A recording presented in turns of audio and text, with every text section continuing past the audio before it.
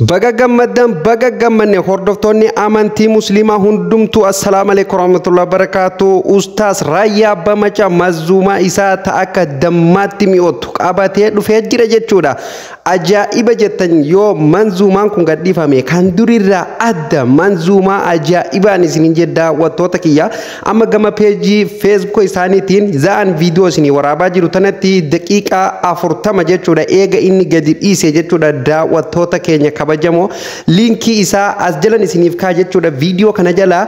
komantii jalqabarraa ni argattan jechuudha bakka inni irratti gadhiifamu yeroo muraasa booda akka gadi dhiifamu Ustaas Raayyaa Abbaa Macaa mataa isaatiif beeksisee jira dhugaa rabbii baga gammaddan akkuma beekamu baatii ramadaanaa kana mazzuumaan hedduun jechuudha kan muuziqaa adda addaa qabu namoota adda addaati warra dura muuziqaa sirbaa turelleetu jechuudha manzuuma ramadaana kenna keessa lafaan nuti dhiphisaa jira jechuudha nuti mazzuumaa kan eeggannu kan akka Raayyaa Abbaa Macaa kan akka Ustaas Abdurrahmaan Hussein akkasumallee Usmaa'il Abbaa milkifa kan akkana kana fa Najjaash Muhammad fa warreen akkana kana fa jechuudha Anas Muhammad fa isaan leen qabatanii akka dhufa jiran abdii qabna jechuudha Raayyaa 38 fa manzuuba 38 fa isa gadi dhiisuuf deema jechuudha qopheessee waan hunda xumuree jechuudha daawwattoota keenya nuun ga'uuf akka deemu har'a daqiiqaa 40 dura gama peejii Facebook isaatiin beeksisee jira jechuudha. Linki isaa asirratti ni argattu jechuudha daawwattoota keenya hundumti keessanuu yeroo nashiida Raayyaa Abbaa Macaa gadi dhiifamtee seentanii akka subscribe gootanii chaanaala isaallee akkasumallee laayikii gootanii namoota hedduu bira akka dhaqu imaa dinqii dalaguu qabnaawu raajii dalaguu qabnaawu jechuudha kan duriin daran jechuudha sa'a tokko keessatti viiyuun isaa akka gara miliyoonaa jalatti deemtu godhuu qabna jechuudha daawwattoota keenya Raayyaa Abbaa Macaa akkuma beekamu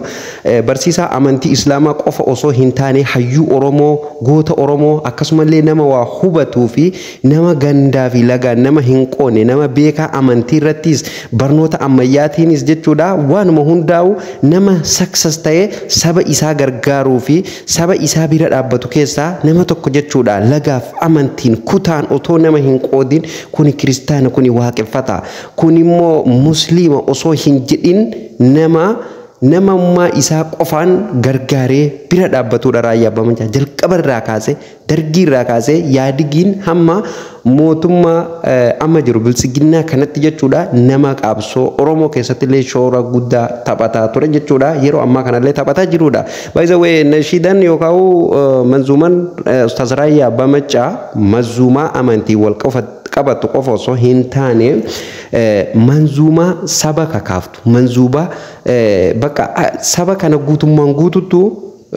waan keessa jiruu fi waan itti deemaa jiruu fi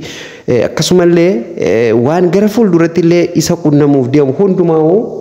uf keessatti qabatu jechuudha manzuumaan Raayyaa Abbaa Macaa namni qalbiin dhaggeeffate barnoota hedduu uf keessaa qabdi jechuudha akkasumallee gorsa hedduutu keessa jira kan ammoo namni beeku ni beeka jechuudha daawwattoota keenya hedduun gammade dhugaa rabbiin hedduun gammade inumaa barana Ustaas Raayyaa Abbaa Macaa haga ammaatti ramadaana 10 kanatti waa gadi hin dhiifne barana manzuubaan nu gadi dhiisuu hin deemu waan jedhamu na keessatti uumamtee turte jechuudha garuu yeroo poostii isaatti fi linkii inni gadi dhiisee argu baay'een gammade dhugaa rabbii baay'een gammade ummanni musliimaa abdii guddaan eeggataa jira jechuudha. Baatii ramadaana as deebite jennaan ummanni musliimaa guutumtu gurri isaa garam deebi'a karaa Raayyaa Abbaa Macaa deebi'a bar ustaasonni hedduudha bar ustaasonni fakkeenyaaf kan Raayyaa Abbaa Macaati olitti beekumsas qaban waa'ee diinii irratti illee waa'ee sabummaa irratti illee namoonni Ustaas Raayyaa Abbaa Macaati ol beekumsas qaban hedduudha garuu Ustaas Raayyaanii onnee ummataa keessatti seeftee jira waan isin dhibu jaalala gara rabbiitu namaaf kenna beekumsa isallee akkuma jirutti tahee Ustaas Raayyaan beekumsa hin qabu jechuu kiyyaa miti baay'ee asitti Oromoon dubbii gara biratti nama harkaamicheerti addan isiniif baasa jechuun kiyyaa namoonni Ustaas Raayyaa Abbaa Macaa irrallee beekumsa qabulleen hedduu garuu hanga isaa namni Oromoon gizee ramadaanni as deebi'e keessa uummanni musliimaa gurra ofii gara isaa deebisu dhugaa rabbii hin agarreen hin jiru jechuudha bar mootummaa biyya bulchuun daran namni Ustaas Raayyaa Abbaa Macaa eegaa bar fakkeenyaaf yeroo filannoon as deebite namni mootummaa irratti ija deebisaami yeroo ramadaanni as deebi'e Ustaas Raayyaa irratti hanga uummanni musliimatiif uummanni Itoophiyaa guutumattu ija deebisu